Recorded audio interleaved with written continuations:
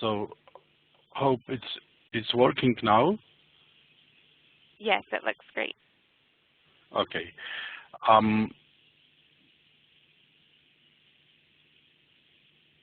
Oh, perfect. So again, good afternoon, everybody. Thank you for joining this webinar. I also thank you, Amy, and other people from GroupLink for organizing this webinar and inviting me in.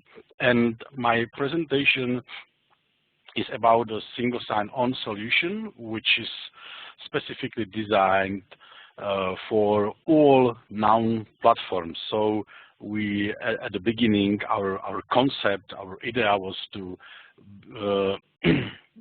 handle all available platforms. So I mean Windows, Linux, Macintosh, iPhone, iPad, any Android device, BlackBerry 10, etc. So this was very important for us at the beginning to be able to handle all those devices. And on the other hand, you know, there are many of solutions available on the market. And when you are reading the description, say this is single sign-on solution, hundreds of them, but mostly the majority, in fact, is working similar to browser. You know, the browser is able to keep names and passwords, I mean usernames and passwords you use. So when you visit the website again, the browser is able to fill in your name and password, and you can just click enter or login or something like that, and you are in. Of course, there is a database which is stored within your profile, for example, and this database, such database contains really sensitive content, so you should protect such database, and it's very tricky to handle such database in a proper way. Of course, when the password is changed, when your username is changed, etc., you have to take care about the database. So in fact, such solution makes the whole thing a little bit easier. It's easier to just click login instead of typing in the whole username and password, but in fact that's it. Your admin, your help desk has to take care about usernames and passwords, and you have to take care about that. And of course, you or the company has to take care about this, the database which contains all names and passwords. And of course, I'm using a browser as an example, but in fact, you know, we are not supporting only browser-based or web-based applications. So the solution should be able to handle any system which is working with the client and the server. So if the client is connecting to the server, there is some kind of authentication, and all those systems should be handled by the single sign-on solution. And you know how it works. When we have a Windows, under Windows, nearly everything is possible. So you even might have a program, a running process, which can visit the window which is owned by different process and enter name and password in such window, which is a little bit crazy, because if you start thinking about such environment, you clearly understand that if such process can type in a name and password, of course, can store anything from the window, and this is specific for Windows. So could you imagine that Apple, for example, will allow to distribute such application to Apple devices? No, it never ever. It will not happen, and we were fighting with Apple for, I don't know, 6 or 8 months until we reached a stage and they allowed us to distribute our clients. So this is pretty tricky. So it's also why when you are looking for a single sign-on solution, you typically find a solution which is designed for Windows. You find a solution which is designed for iOS, for example. But there is a lack of solutions which are designed for anything which is available. Of course, there are other kinds of single sign-on solution. I have 3 basic kinds listed here in my in my slide. And the second is ticket token based system, which is working fine. Of course, it's working out of the concept of browser or an install guide that you just go, you visit as a user, you visit a server. The server provides you with a ticket or token. You return back and you authenticate to some system using a token or ticket. Of course, this is pretty difficult to implement. You know, it's not easy, and or target systems or target application has to support tokens and tickets provided by, I don't know, Kerberos or my favorite is CAS. Maybe you are familiar with the CAS, and we support CAS as well. I will talk about that later in my presentation. So, and the third kind, of course, is a server-side single sign-on. So, what I mean by this is that once you authenticate to the environment, like to eDirectory or Active Directory, you are known for the environment, for anything which is running inside the environment, and server-based applications should be able to share your identity. So your identity, of course, is defined in the directory, which might be eDirectory, Active Directory, and a common LDAP directory, and this should be shared on the server side. So you just access the system, the application, and you are in. And from my point of view, this is perfect concept, and this is the real solution, which is giving very, very important advantages. Of course, in such case, you don't need to take care about different names and passwords for different systems, or you don't need to synchronize name and password around the network. And of course, this is risky, because if you use the same name and password for eDirectory as well as for POP3 server, it's taking the complete security of your environment down to the POP3 server security, because if you are using same name and password, it's risky. So this is much better, and of course, it's giving also a very important advantage, which is speed. It's pretty fast, because even you have a provider, some client on your box, which is able to type the username and password instead of the user, you know, so it's fast. Just click, you click login, or even the client is able to click login, like like Novel Solution, for example, you know. That's it. But then it's sent to the server, and the server gets a name and password, so the server has to compare, has to try to authenticate you against the LDAP source, has to compare your username and password against the database, for example, and then you are authenticated, yes or no, and some content is delivered to you. In case of server-side solution, this is pretty fast, because it's not necessary to check the identity of the user. Again, the identity of the user is known, so the whole authentication process takes milliseconds. And when we start deploying our solution, and we did a survey, we were asking users how you like the solution, and what we expect is that on the first position, they will tell us, oh, I really like that I don't need to enter my username and password so many times a day. But no, the first position, because I really like how you made our network environment faster than it was before. And in fact, I was shocked. I said, oh, we did nothing with your network environment, so what do you mean? And you know, now we understand that they are so happy, because entering any integrated system is much faster than before. So you just click the icon, for example, which represents a URL, you go into the browser, and within a while you are in, and then you really like it. And of course, we handle timeouts as well, so there are no timeouts. Nothing can happen, like when you are on the phone with a customer and you got timeout and you need to authenticate back again, otherwise you are not able to find something which is necessary for communication with the customer. So time is running. Let me show you how this works, and in the second half I have a live demo. I will show you how it works. This is pretty easy, you know.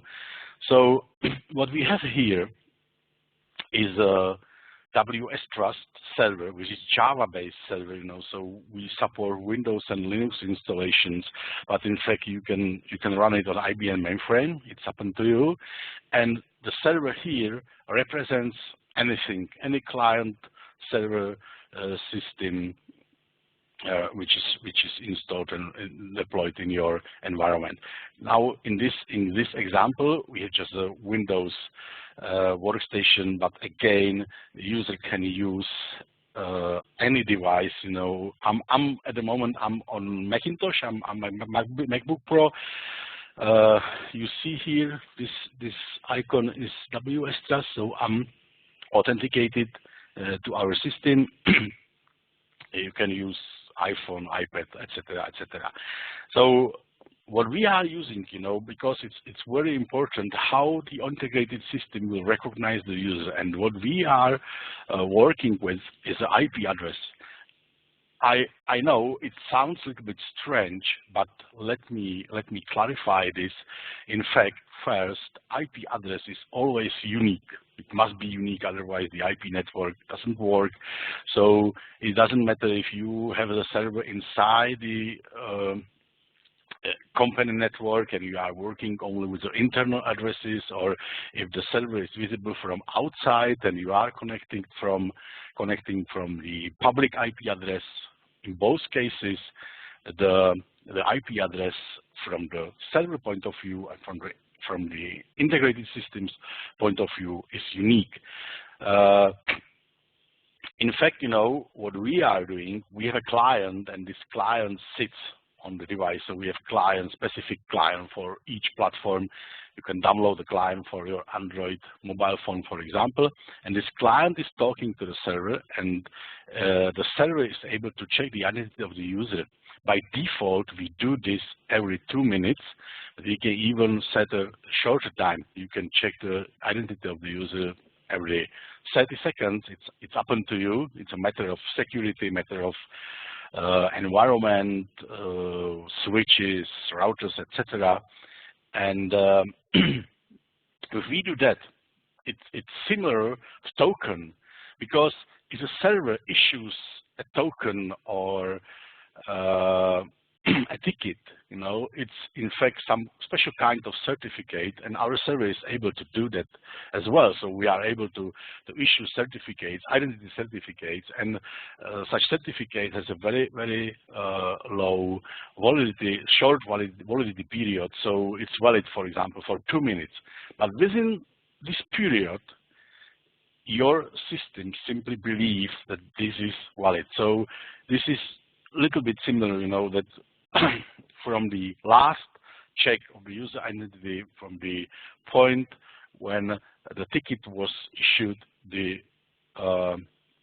your environment believes the user's identity. And what's happening, you know, for example, we might have a client here. It might be a browser or a specific client for your information system. And at the beginning, the client or the browser is trying to connect to the server application, such kind of the connection request. And when the connection request comes to the server, the only information the server knows is the origin IP address. So it comes with the origin IP address, and typically, if this is a web-based application, the server replies with a login page. So you open the URL, and you get a login page, and you have to enter your username and password, or some cache is doing this instead of you. But in this case, you know, the server is asking WSTrust server, do you know who is behind this IP address? Do you know what user is using, which user is using this IP address at the moment? Of course, there might be a response, I don't know. In such case, the server has to use the standard authentication mechanism, or WSTrust server is provides the integrated application with the identity defined in the tree within the directory. And the interface of WSTrust is JSON. It's standard interface, secure, easy to implement, so you can integrate any in-house developed application, any custom developed system within a working day, maybe half of the working day, it depends. So in this case, the server got a user identity, and what is common, the server should check if this user is allowed to use the system, which is typically defined by the group membership. So in this example, we can check the group membership, and if the user is member of the specific group, that's it. The user is authenticated, and server starts delivering, I don't know, welcome page or some data to the proprietary client. And this might happen within, I don't know, 20 milliseconds, 30 milliseconds. It depends. In fact, this mechanism is so effective that even on a poor old Windows XP box, which is used as a WSTrust server, with 4 gigs of RAM, we did a successful test with 40,000 users, 80,000 authentications per hour, and it's working. So this is pretty effective solutions. Even the server is keeping connection with clients. If the server is checking the identity of users, clients, very often, and we use, of course, the default value of 2 minutes, as I told you before. Now we have also very specific integration with eDirectory, because an Active Directory as well, of course.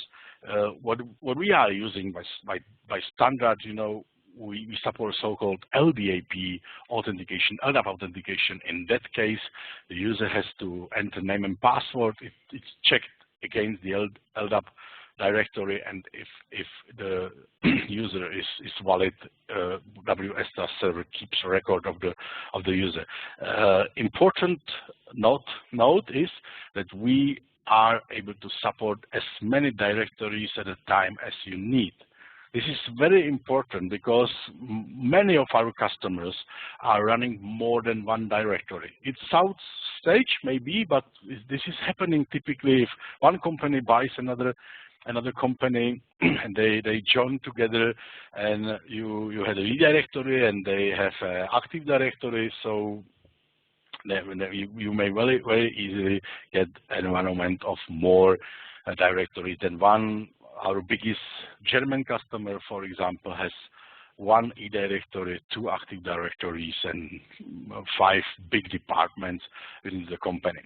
And what is specific for integration with eDirectory and Active Directory is that we are able to check the identity of the user in conjunction with the client. So if you have a Windows client, Windows Novel client on your Windows box, you don't need to authenticate to WSTrust server again. We are able to share the authentication. So this is very nice for users. They just authenticate once, and they are now for all integrated systems. And the same with Active Directory. It's pretty similar. Let me show you how it works. First, user is authenticated to eDirectory. This is typically the first thing they do during the day, and our client recognizes this process and tells the identity of the user here and the IP address of the client to the server. And because we are trying to bring our solution to top security, we just don't believe this. We issue a token, and this token, this token is written into eDirectory as an attribute of the user object. So if it's written correctly, the WSTrust server tells to the client what is the ID of the token, and the challenge, which is some kind of security question. And the client, through the novel client API, is checking the token. If there's a token, then it generates a response. So we are calculating the response using a challenge and the token-based information. And if everything is checked, we are 150% sure that on the Windows box is a user which was reported by the client. That's it.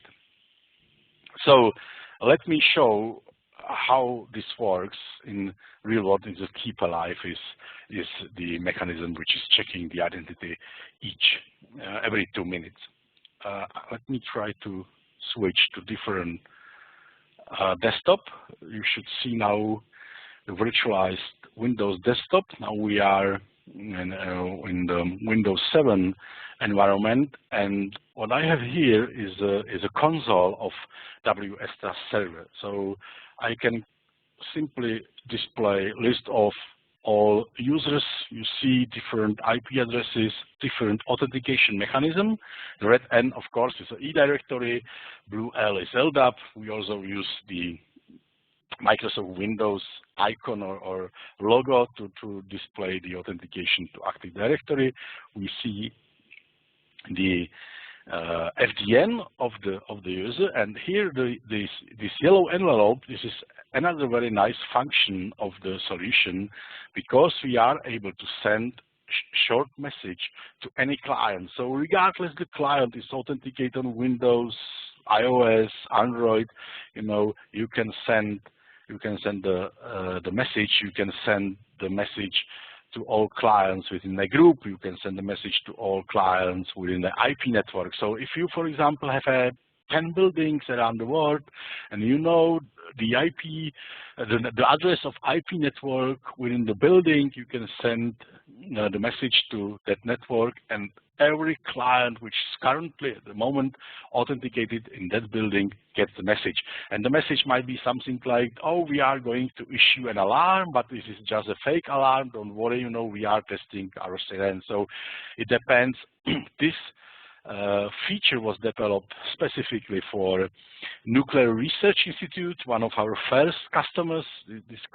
They are running 2 nuclear reactors, and they are pretty sensitive on security, and they did ask us for this because it's much better than anything else. If you want to tell somebody, oh, this is the fake alarm is going to be issued to be started, this is pretty fast. Even you are, I don't know, in the cafeteria or the toilet, you can get the message to your mobile phone. So I just can type here test message and send it, and it's delivered to me because it's me. I'm authenticated here as a Joe Doe, and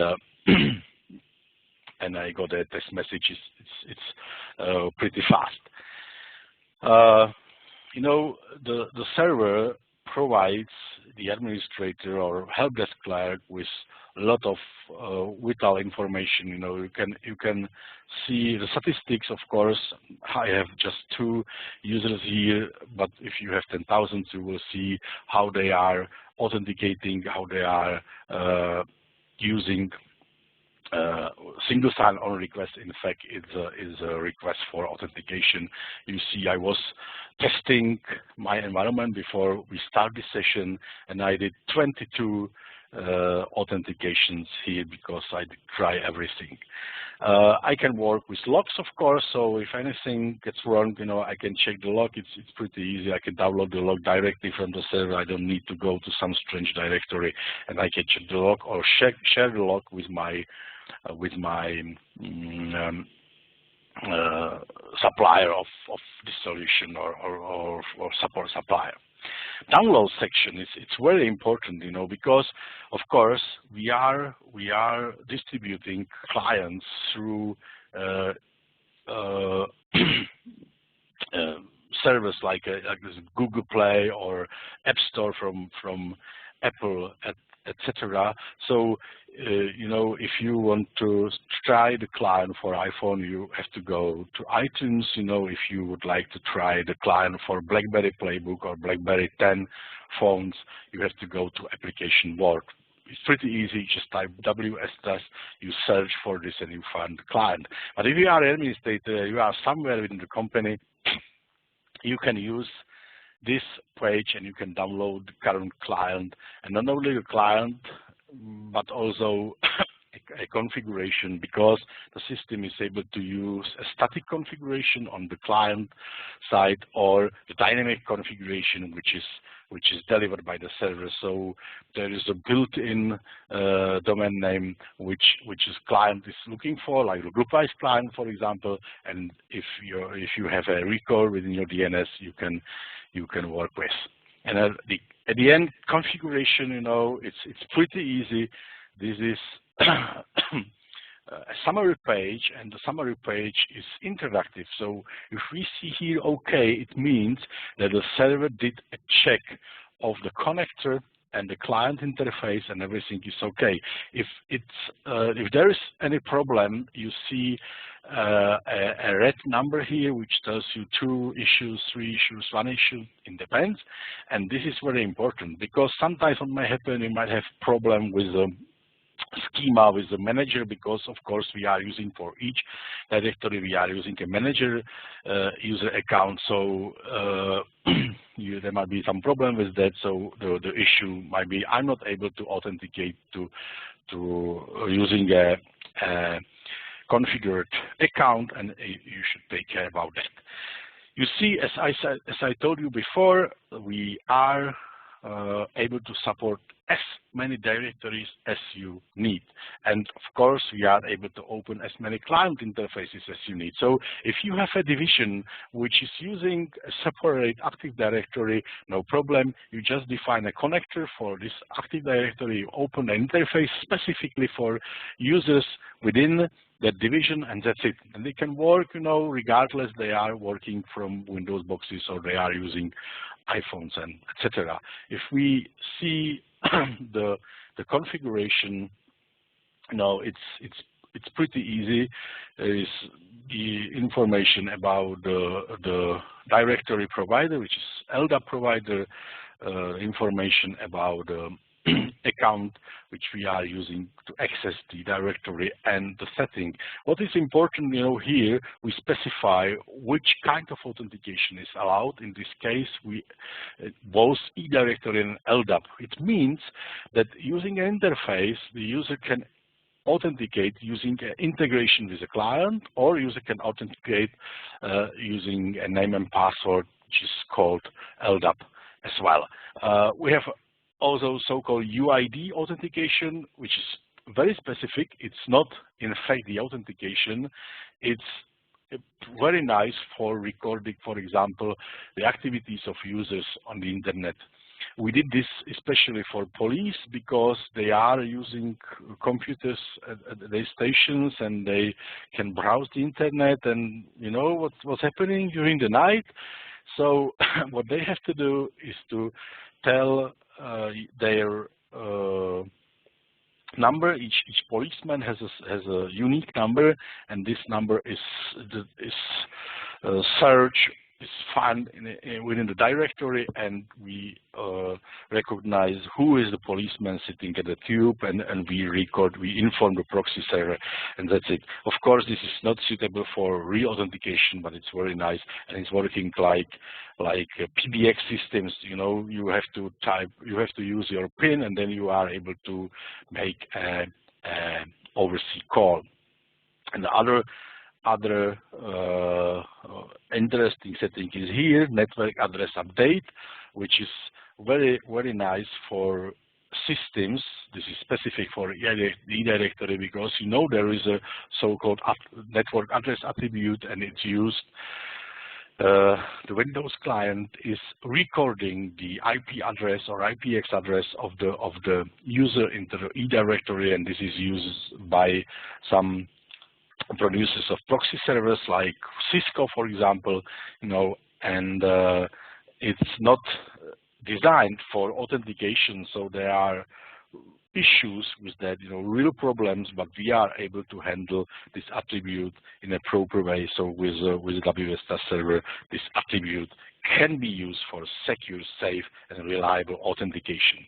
So this is a connector. If we create a new connector and we specify that the connector is e-directory, we can even use this automatic function and create all the necessary objects automatically, so we don't need to take care about that. Especially even the password is generated for this. Let me show you an interface. It's much easier, you just specify the IP address and the port and what is default connector for the interface, and that's it. So you can open different interfaces on different addresses or different ports. It doesn't matter, it works very nice, and you can then configure clients to talk to their interface. And last thing, client configuration. The client can be configured remotely. So once the client connects to the server, the server delivers these settings to the client. So you can even for example, specify a login disclaimers, which is a window which is displayed for the user, and there might be information like you should do this before you authenticate to the company network, for example. So that's a server at a glance. The server is licensed per device. Just record the device, the license here. If you would like to try the solution, you can download it from the website, which is www.wstrust.com, and if you download it from there, it comes with a 5 users license like I have here, which is nice for testing. This is valid forever. If you need more, just contact us or our partner, and you can get a test license for higher number of users. So that's the administrator console, and let me show you how this works. Now I'm on Windows 7, and here is the icon which is in green. Maybe it's not clearly visible, but it's an icon of WSTrust. It's green, and green means everything is okay. We are using 3 colors, and I really like this concept because, for example, Novell. I love Novell. I'm working with Novell products for 25 years consequently, but we have just a red N here. There is a red N regardless you are authenticated, you are not authenticated, you have any trouble, it's red N all the time. With our icon, this is common, so it's working like this on all the platforms. Red means no connection to the server. Yellow means you are connected to the server, but you are not authenticated. And green means everything is okay. And this is very nice for help desk clerks because, if you got a call from the customer, from the user, telling you, oh, I'm not able to work with the application, you can ask, what is your color? Aha, red, okay, something is wrong with the network. What is your color? Yellow, aha, something is wrong with your authentication, with your credentials, or I don't know. So it makes the whole thing easier than without this. So if I use this and I disconnect from the tree, you see immediately within a second I got a yellow color here, and I'm not authenticated to WSTrust server. If I'm authenticate back again, I can authenticate as a different user just to make it different. Martin Smith. So I'm authenticated to the e-directory, and you see there was a, I don't know, 4 seconds maybe delay, and this delay is here because it's a time necessary to check the identity of the user using a token. Of course, this is a virtualized environment and it's much slower than real environment, but it always takes a couple of seconds. And now I'm back again, and you see different user, Martin Smith. And if I try to connect to Vibe, Vibe is very nice solution from Novell. I really like it. I'm in Martin Smith, and you see it was pretty fast. When I try to log out, I'm back again, I'm back again, I'm back again. This looks strange, but it's because I'm known to the server, because I'm known to network.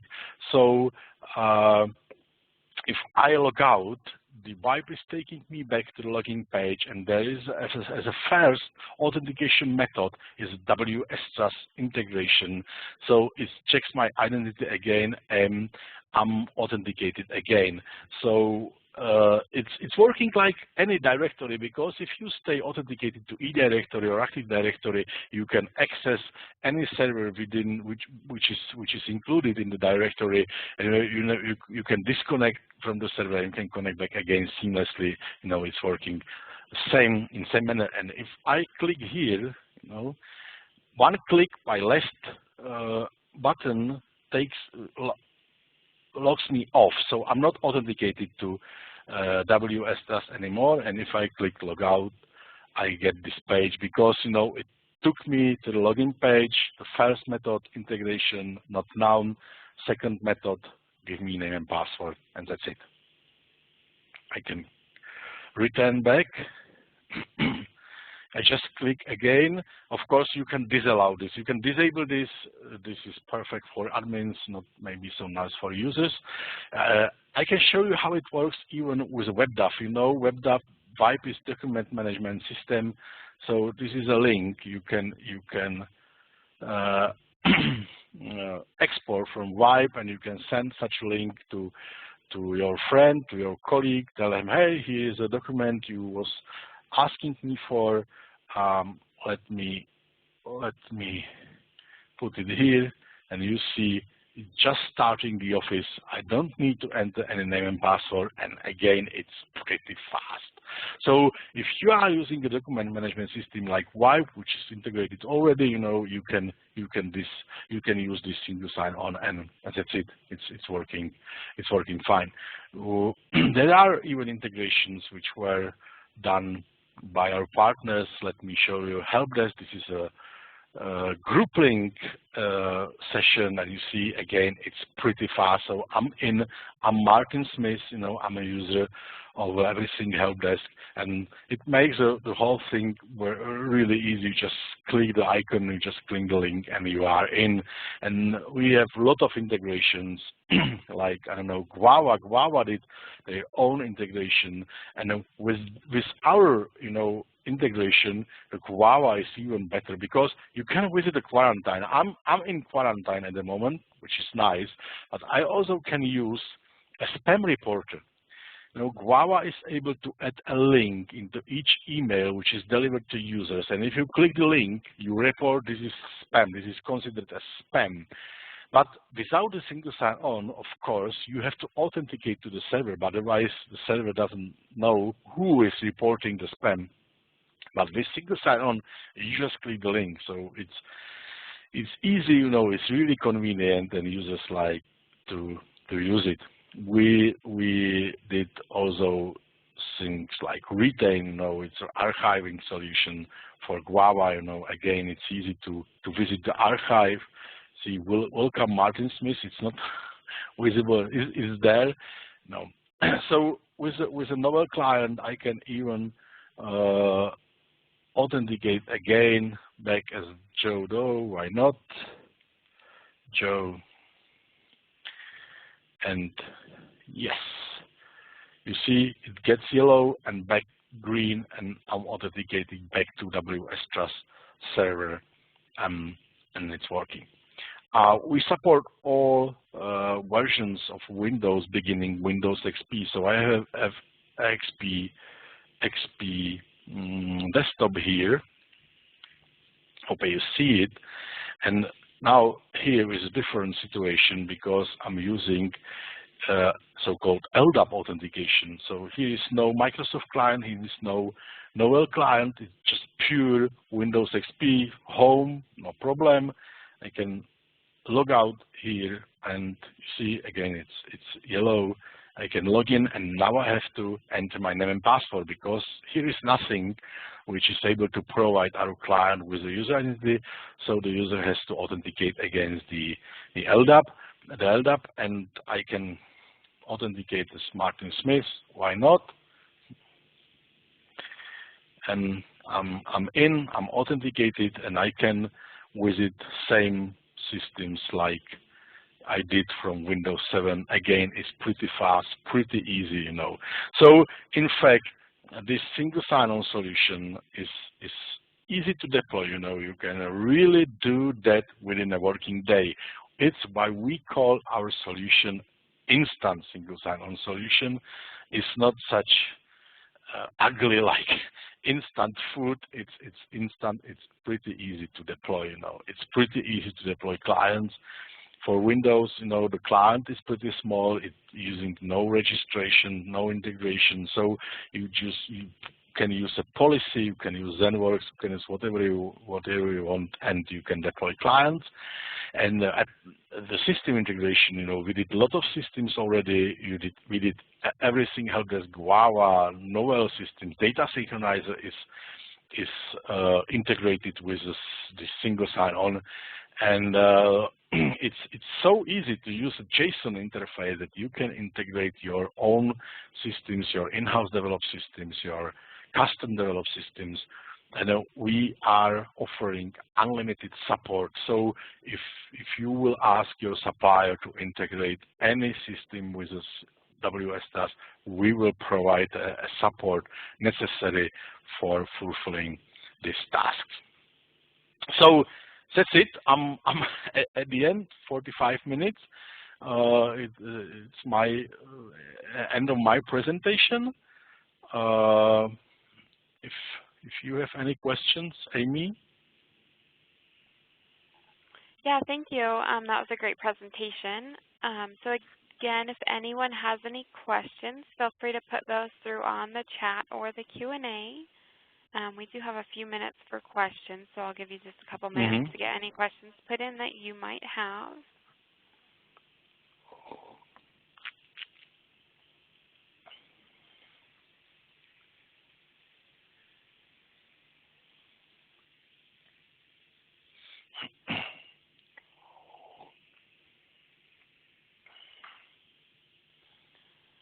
Okay, and I'm not seeing any questions at this point. Oh, here we go. Here's a question. What about Active Directory? Active Directory is supported, so it works in similar manner like with eDirectory. So the client is able to learn from the Microsoft client, because you know the workstation has to be so-called inserted into the directory, into the domain. So we are able to learn what is a user identity, check the identity, and use it. So we have customers. They are. I was talking about our German customer. He has one eDirectory and 2 Active Directories, and he is using one WSTrust server for all 3 directories at the time, and it's working fine. So no problem. And of course, if you use LDAP from, I don't know, your iOS device, there's no problem either. Okay, perfect. Looks like our next question, does it work with SAP? Good question, thank you. You know, I got this question a couple of times, not yet. Of course, we are not going to hack SAP and the support and the support for WSTrust. So this has to be developed by SAP itself, and they can do that. It's easy, you know. Our first customer who was asking this is from Austria, and he already sent a request to SAP. If you will do that, I'll be more than happy, because it can move them to do that. but we are not able to do that ourselves. You know, we don't use a password cache. We are working with a shared identity. We are offering the user's identity to integrated systems. So they have to do that. The only thing, you know, as I mentioned at the beginning, we fully support CIS, which is a big SAML solution. We are, even us, we are developing information systems as well, and we are using CIS-based authentication. So anything which is integrated with CIS is integrated with WSTrust. In fact, our plan, for example, is to do same for Novel Access Manager, so to be a desk part of the whole solution. So because we were asked for this integration by a customer from United Kingdom, so we can do it this way. I'm not sure if SAP is integrated with CIS. I think no, not. They don't. They are maybe working with Active Directory, but that's it. So if you are interested in WSTrust, please send a short email to SAP and they will probably do it. And thank you in advance. Any questions? Yeah, so I do have one other question here. What about Open ERP? I didn't check this yet. We support Sugar CRM, for example, and other solutions. If you are seriously interested in WSTrust, we can check it for you. We can check if we are able to do our own integration, and if not, we are able to provide you or your supplier with necessary support and information. Now, for example, there are many solutions which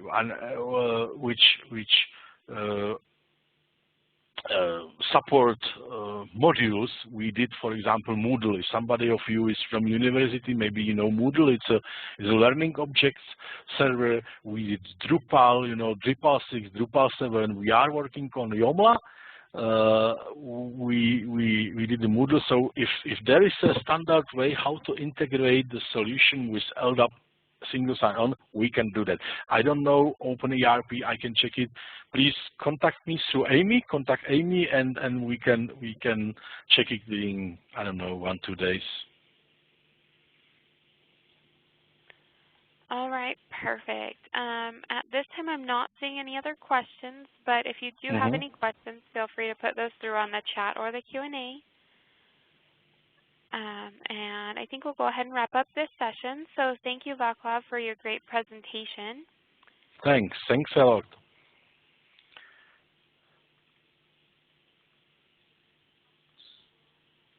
And okay, we're going to go ahead and take about a 10-minute break, and then we will get started with our next session.